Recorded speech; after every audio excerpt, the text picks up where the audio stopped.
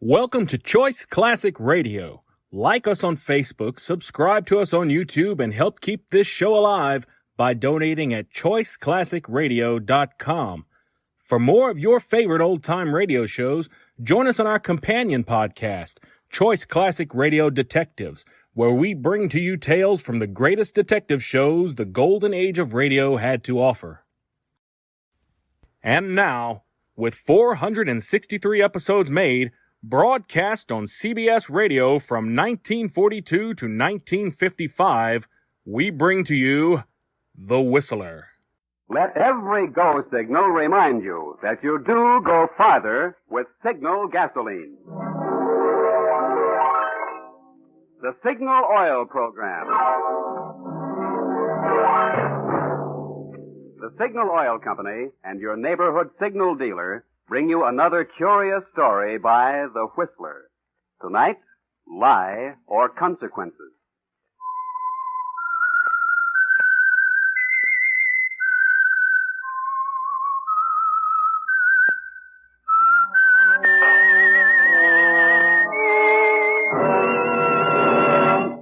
I am the Whistler, and I know many things, for I walk by night.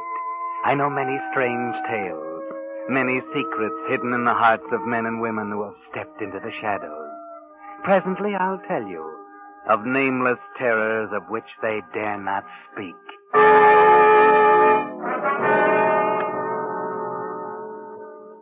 Before the Whistler tells you his story, I think you'd enjoy hearing about a Signal gasoline station in San Francisco, California, that's been run by the same owner, Frank Miley, for 20 years. When I tell you that many customers have been dealing with Frank Miley the full 20 years he's been serving San Francisco, you'll know he really has something to offer. And that something is longer car life.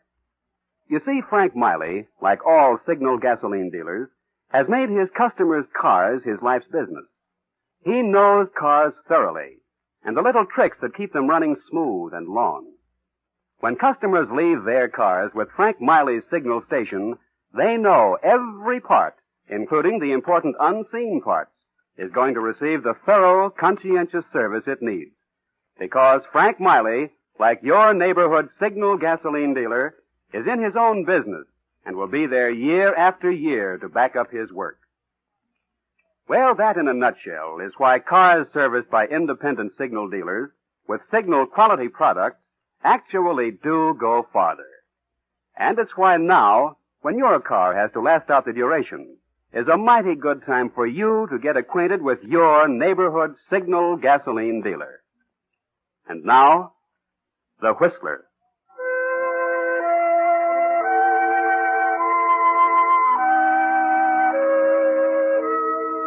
To the men who live by matching wits with the hardened criminals who deal in narcotics, the threat of violence is always present.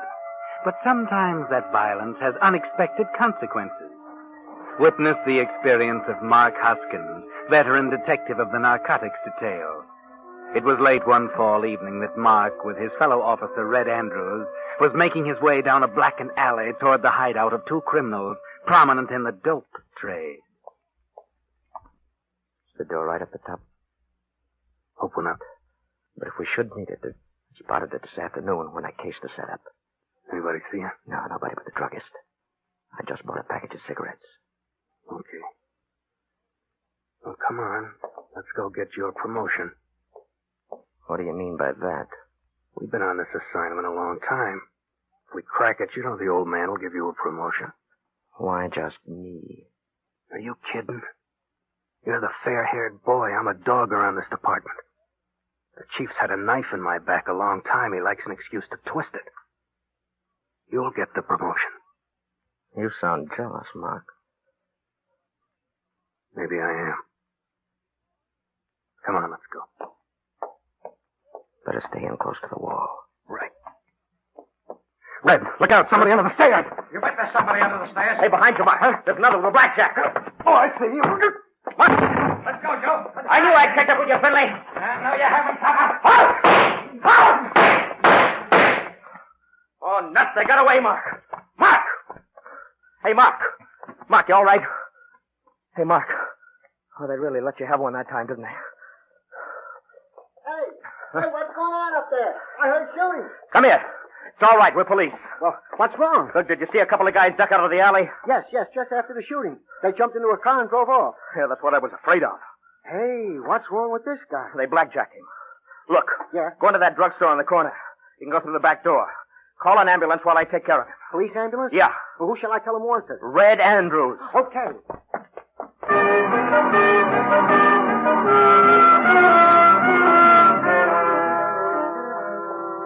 Hey, where did you come from? The alley. I came in the back door. Look, there's a cop out there hurt. Looks like it may be fatal.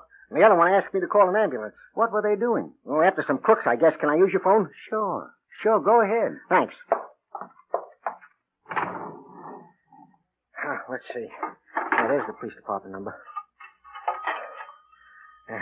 Wonder how bad that guy's hurt.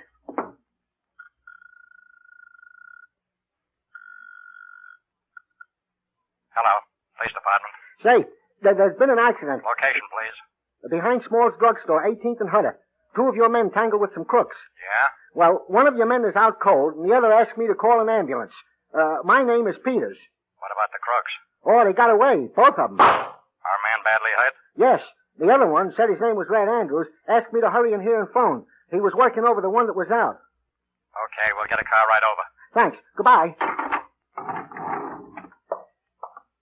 Say, did I hear another shot while I was in there? Sounded like it. Oh, I better go see, I guess. I'd go with you, only I'm alone here. Can't leave my store unattended, you know. I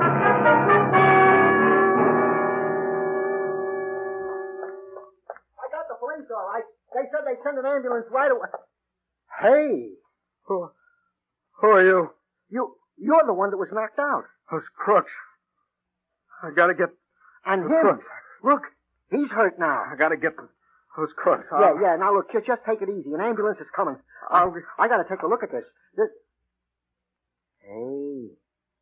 Hey, this man isn't just hurt. He's dead.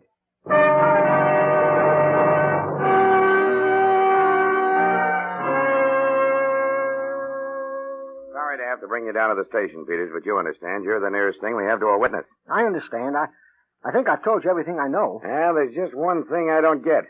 Red Andrews was shot. He must have been dead when you called for an ambulance. No, I don't think so. He's the one who asked me to call. Oh. It was the other guy who was out. Mm-hmm. Andrews was kneeling down over him. But, well, when I got back, Andrews was dead and the other guy was up. He was walking around kind of like he was in a daze. Yeah, I see. Well, we're not going to hold you, of course, but we'd like to be sure you stay in town. Oh, of course. Well, all right, that's all for now. I want to get over to the hospital and see Hoskins.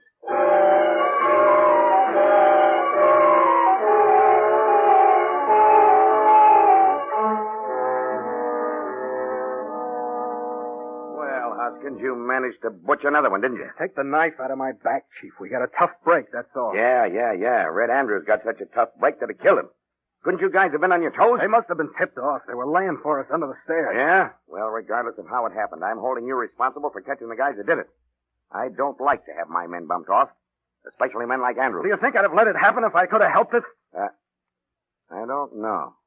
Well, that's not the point, anyway. The point is after you were knocked out, somebody killed Red Andrews. Well, Beretti and Finley must have come back. Probably, but it's up to you to prove it and bring them in.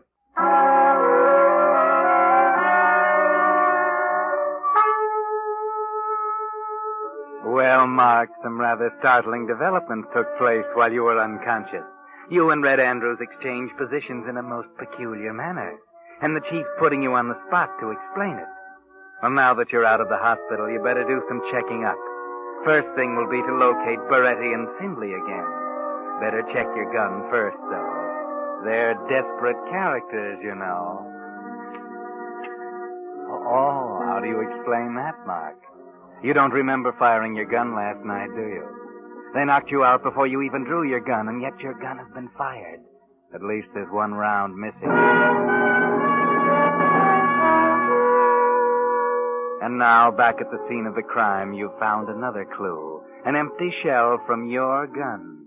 Some shells from Andrew's gun, too, but they were fired after you were knocked out. So your gun had been fired, and now you know where. At the spot where Red was shot. Does that suggest anything to you, Mark? No, it couldn't be. didn't like him, but I couldn't have been that much out of my head. Could I? I've got to find out more about this.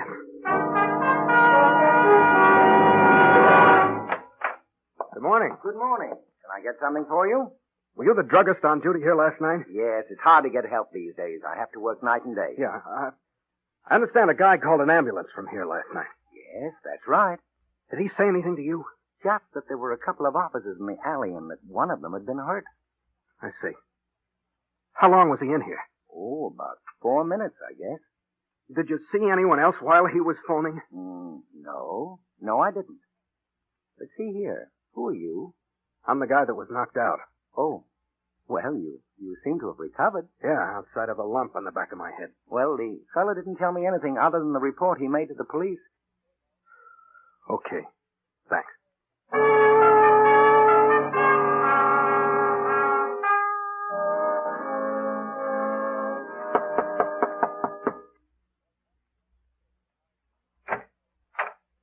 Yes?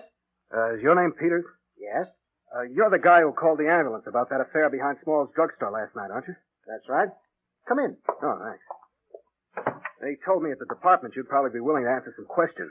And, who are you? Take a good look. Don't you recognize me? Oh, yes. Yes, you're the one The one that was knocked out. Yeah. I believe you reported to the chief that Red Andrews was kneeling down working over me when you left to call the ambulance. Is that right? Yes, that's what I told him. And the report also states that as you entered the alley after hearing the shot, you saw two men run out of the alley, jump into a car, and drive off. Yes, that's what I saw. Good. Now listen carefully. Were you in the drugstore long enough for those men to drive around the block, enter the alley from the other end, kill Red Andrews, and make a getaway before you got back? Oh, let me see. I imagine it took less than 5 minutes, but, well, yes, I believe there would have been time for that. Thanks a lot, mister. I guess that just about answers my question. I've got a hunch that's exactly what happened. I beg your pardon, but I don't think so. Huh? Why not? Because when I left to call the ambulance, you were lying flat on your face across the alley.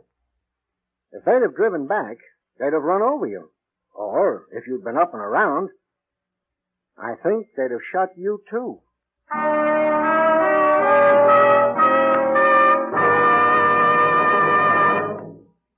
You are listening to The Whistler, brought to you by your friend, the Signal Oil Company, marketers of famous Signal gasoline, your best buy today. Remember to let every go signal remind you, you do go farther with Signal gasoline.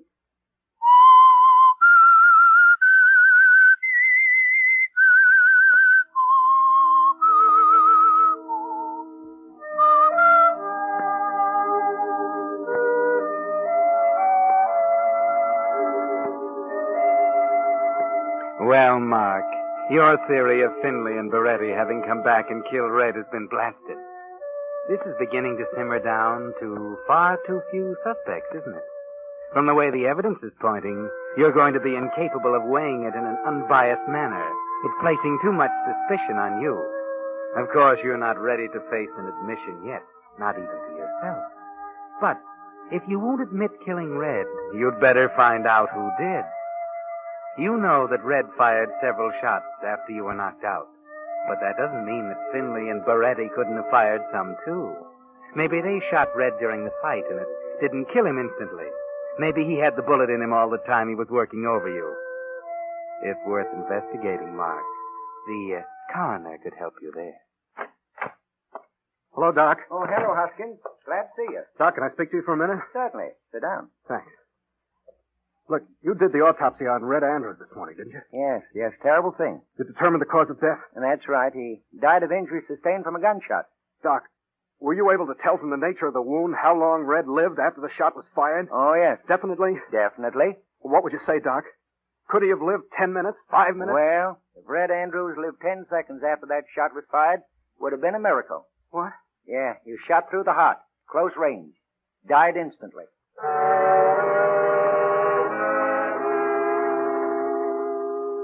Well, there goes another theory. Red couldn't have been shot by the crooks at the start of the fight. And they couldn't have driven back in the alley without running over you. But who else could have done it?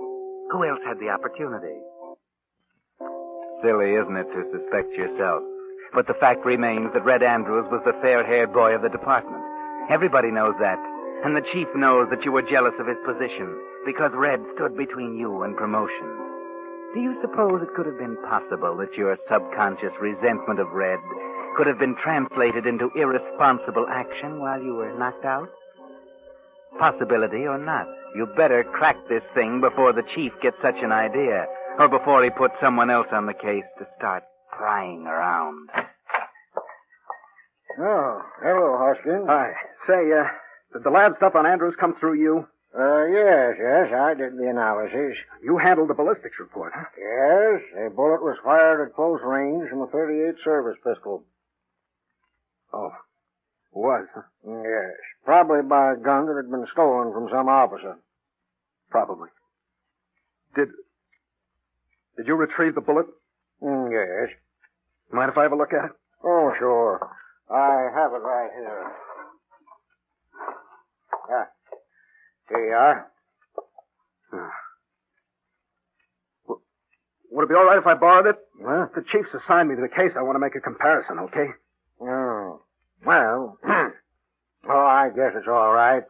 If you'll be personally responsible for it. Yeah, sure. Yeah. But, you'll be sure to take good care of it, all right.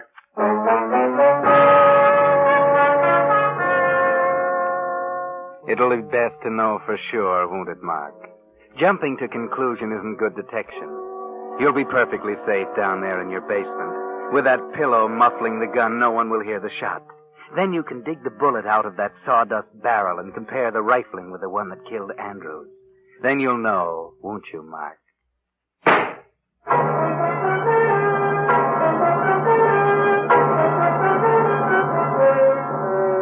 Well, now there can be no doubt. The riflings are the same. The bullet that killed Red Andrews was fired from your gun, Mark. Looks as though you'd solved the murder beyond a reasonable doubt. All the circumstances have pointed toward you all along. And now you've found the clinching clue. Maybe it would be best if you try to cover up what you know. Or is it too late? Does the chief know something, too? Could that be why he's sent for you?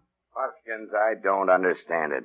Here we got a clear-cut case of first-degree murder. Motive, opportunity, corpus electi, everything. And yet you stammer around about the proof. Well, it seems obvious who killed Red. Does it? Certainly. The crooks you were after. So bring him in.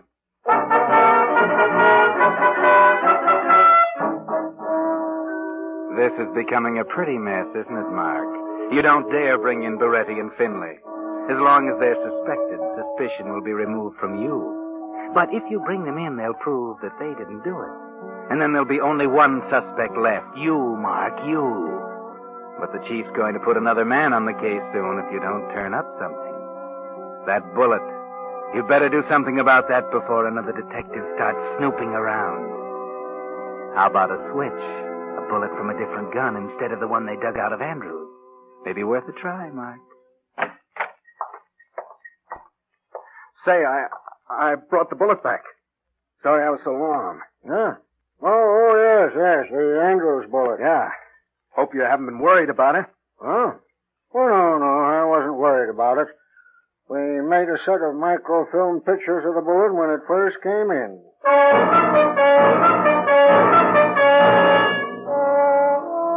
Pictures of the right bullet. And now you've substituted another. That'll look mighty bad for you, Mark. You're getting in deeper and deeper, aren't you, Mark? First, your own deduction has stamped you as a criminal, guilty of manslaughter. Now your efforts to cover up are going to make it look like premeditated murder. You're wasting precious time now, Mark. 3 days pass, and then there's something else. What does this mean, Mark? A note asking you to see Ben Tolan, one of the best detectives on the force. The sergeant gave me your message, Ben. Oh, yes, Hoskins. Come in. I want to talk with you. You know what's happened? Oh, I don't think I do. Well, a couple of days ago, the chief assigned me to the Andrews case. Oh. I know what it'll mean to you to crack this case, and I didn't intend to get in your way. But it's a funny thing, Mark. I just did some routine checking in order to look busy, but I ran to Mighty strange thing. Oh? Yeah. I went to the lab, and they told me that you'd borrowed the bullet. Yes, I wanted to check it. Yeah, I know. And the trouble is, you got mixed up. The bullet you returned isn't the right one, Mark. What do you mean? They made a microfilm of the right one, and the one you brought back doesn't fit. Doesn't it? No.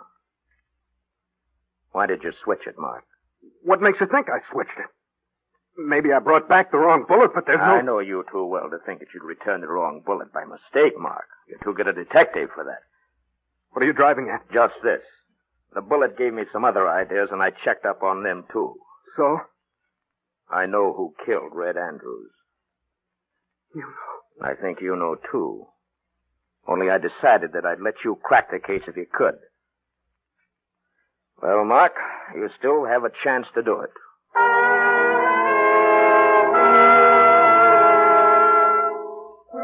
So Ben Tolan knows. He's found out about you, hasn't he, Mark? But it would seem that he's still trying to give you a chance to confess. He thinks it might be easier on you that way, doesn't he, Mark? But he's wrong. It won't be simply a matter of a few years for manslaughter. They'll hang you, Mark. And that's what you're thinking while pacing back and forth in your room. Looks like you're trapped. The only way out doesn't make sense. Or does it? If Tolan is found dead, he can't tell. Yes. Then again, only you would know. That's a well-isolated house where Tolan lives, isn't it? Well, there he sits, Mark, completely unaware of the danger. Why don't you pull the trigger, Mark? You think it might be better to let Tolan know why he's going to die. You could take him by surprise. He hasn't a gun in sight. Tolan? What? Oh, you, Hoskins. Yeah. Surprised? Mark, what are you doing here? I've been trying to get a hold of you. What's the idea of the gun? I came to settle something with you, Tolan. What's the matter with you? You're acting screwy. You've been acting funny for days. Funny, have I? Well, maybe it's funny to you. You're not in my spot. You wouldn't be in such a spot if you'd keep your head. Although I suppose the blow you received... Sure. But I'm not taking a chance on trying to prove that. What are you talking about? You're not turning in that evidence you collected, Mr. Tolan. I'm sorry, Mark, but I waited as long as I could. What do you mean? I left a complete report after work tonight. It'll be on the chief's desk tomorrow morning. So he beat you to it, Mark. No use to kill Tolan now. Then you'd be facing 2 raps. But wait. Yes. You're going to hang anyway. A man can only pay the supreme penalty once, Mark. You're thinking you might as well take Tolan with you. Pay him for his dirty snooping. You might have covered up if it hadn't have been for him, Mark. But he's exposed you. It's his fault.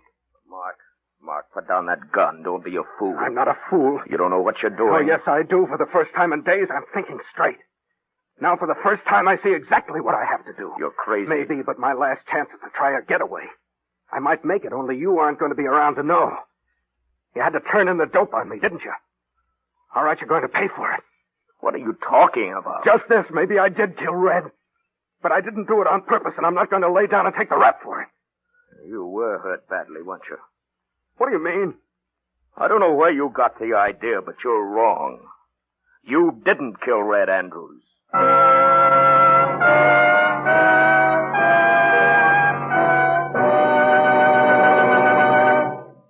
The Whistler will return in just a moment with a strange ending of tonight's tale. Meantime, here are 2 tips for making your gas ration coupons go farther. 1, accelerate gradually. Never force your motor by stepping down hard on the gas pedal. You're sure to save precious gasoline in this way. And here's the second tip.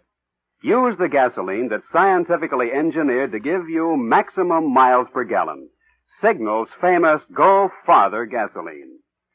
For years, more and more Western drivers who keep careful record of mileage have been switching to Signal gasoline. Even today, although certain gasoline ingredients have gone to war, and no gasoline can give you the brilliant performance of pre-war Signal gasoline, the Signal Oil Company is still producing the finest gasoline that can be made today. And Signal still places the emphasis on miles. So the next time you trade one of your ration coupons for gasoline, remember, your best buy today is Signal Go Farther gasoline. And the place to get it is your neighborhood Signal gasoline dealer. And now, back to the Whistler.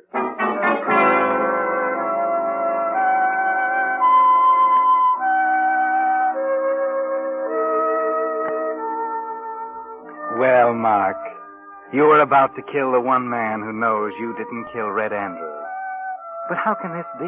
You're a good detective, and all the evidence pointed unquestionably toward you. How could Tolan have discovered something you overlooked? And yet he's told you that you didn't do it. What?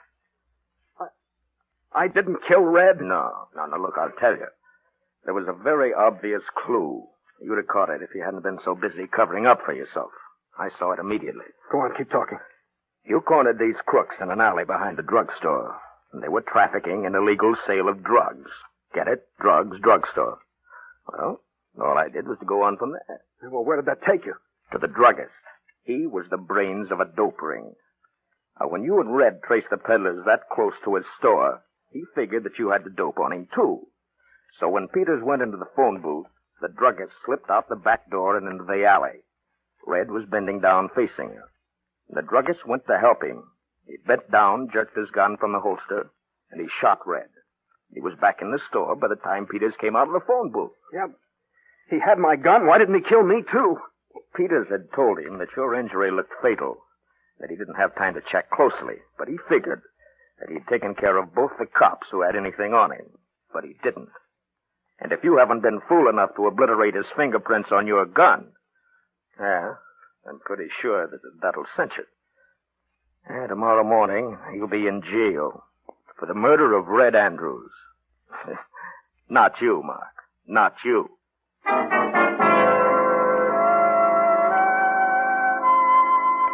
Well, Mark, you almost convicted yourself of murder, didn't you? From now on, you'd better be careful whom you decide to kill. You almost shot Tolan. And Tolan is the one who saved your hide. From yourself, Mark.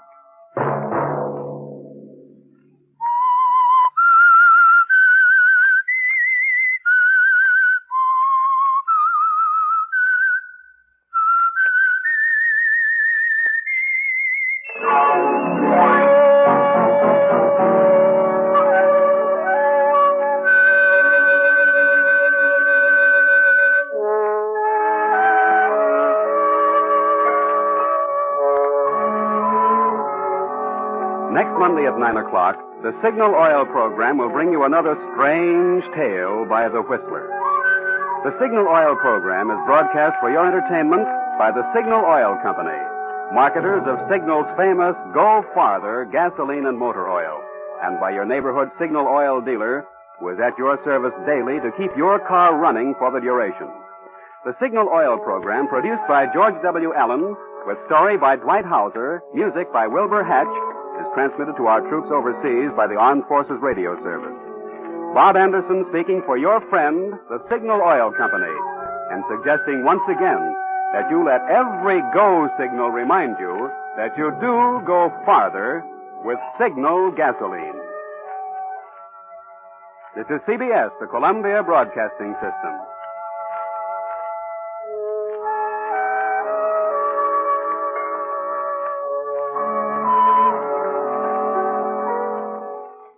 That concludes today's episode. We'd like to thank you and remind you to donate at choiceclassicradio.com. Remember, your donations make episodes like this possible.